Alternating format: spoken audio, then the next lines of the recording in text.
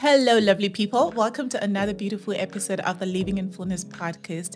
Today, I have a special guest with me, one who gets me excited about finances, about my finance goals. She is none other than the founder of Women in Finance. She is an author. She is an award-winning personal finance expert. She's a content creator. She is a lot of things. None other than Mapalo Makhu. Thank you so much for having me. Thanks for coming through. I'm really excited to have you here. Yeah, let's start the conversation. Are you ready? I am ready. We're going to do a scenario test with you first. Okay. Since you are a finance expert, we're going to give you scenarios. Okay. And you'll have 4 options to pick, and you let us know what you would do in that scenario. Okay, all right. Are you ready? The first one. You have been financially supporting your parents for years, but it's becoming a strain on your own finances. What steps can you take to elevate the burden of black tax? Okay. 1, having an open and honest conversation with your parents about your financial limitations. 2, encourage your parents to explore other sources of income and support.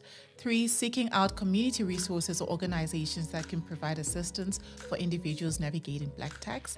And the last one, collaborate with siblings or extended family to share the financial responsibility of supporting them. Definitely 1 and 4. I don't know. I Is know it? you said I should pick one, but it'll definitely have to be having an honest conversation with them about my limitations, what's happening in my life. But also I have many other siblings who we share responsibilities with. So it would definitely be 1 and 4.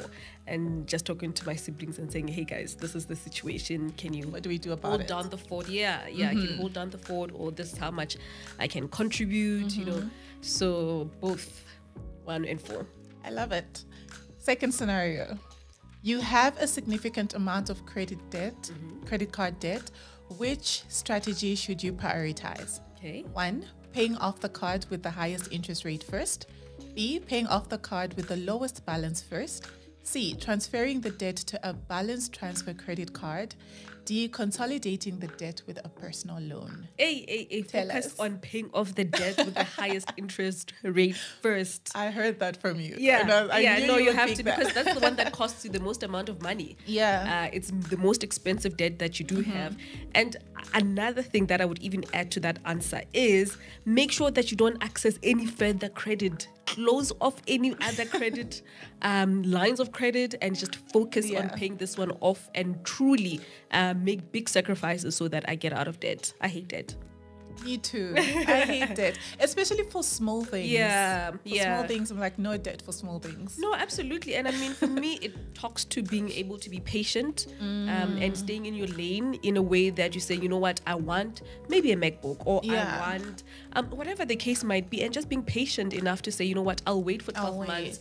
This is how much I'm going to put away, or I'm going to get an extra gig so that, I can buy this thing. Just being able to be patient and truly having a plan for your finances, I think, is important, and not being impulsive and saying, okay, everybody else has this, so I'm going to get it. I agree. It gives you discipline as well. Absolutely. Absolutely. Let's go for your second from last. You want to break the cycle of black tax in your family and empower future generations. What strategies are you implementing? 1, prioritizing your own financial well-being and setting clear financial goals.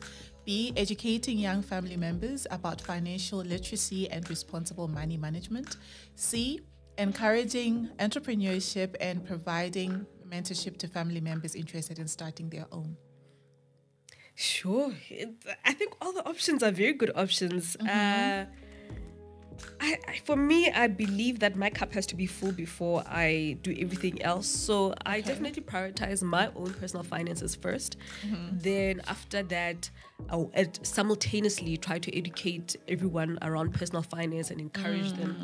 But I think also just education. I think, we have this thing now where education is not that important. It is important. I hear it a lot these days. It is, especially from the younger generation. No, man. The education still opens doors. Yeah. I mean, I'm able to do what I do because I got a degree in this. Yes, there are people who can do this without a degree, but I feel like for me, it has given me such a a springboard. I think it does. It also expands your thinking. Absolutely. So definitely encourage them to finish varsity, go through with varsity, even if it's a degree, and you could be doing something completely different from your degree, but there's something that your anchor. Yeah, something is holding that you down. So I I agree. You receive a tax refund. How should you use the money wisely? 1, building an emergency fund. 2, contributing to your retirement savings. 3, paying down high interest debt. And the last one, investing in a low cost index fund. Ooh, all very good What are options. you doing? I mean, if it was a real life scenario of looking at my life, it'd definitely be putting more towards my retirement fund, because the other day I did my calculation, and for the lifestyle I wanted retirement, I was like, girl, you need to be contributing way more. So in my, if it's a real life scenario, I'll definitely put it towards my retirement. Thankfully, I don't have lots of debt. So I think it's literally just the house, the car. I bought it cash. I had saved up for a couple of years. So I don't have any of the other debts, I love that. But definitely towards my retirement. That's where I'm trying to focus on right now. Okay. Yeah. It makes sense. It makes sense, especially if you want a good life. Save up for it. Yeah, no, absolutely. You have to. And I think especially as younger people, we always thinking, no man, 60s is far. Yeah. But I mean, 30 years goes by just like this. So fast. Very fast. Yeah. And I just don't want to be poor in retirement.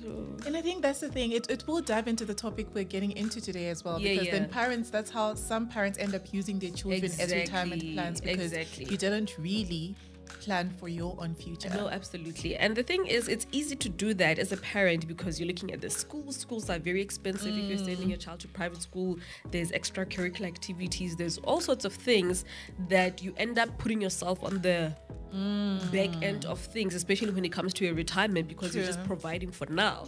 But that awareness and saying, you know what, I also want to take care of myself, so that, yes, I might be giving my kids the best of the best right now, but I don't want to be a burden to them later on. That's true. Yeah. I love it.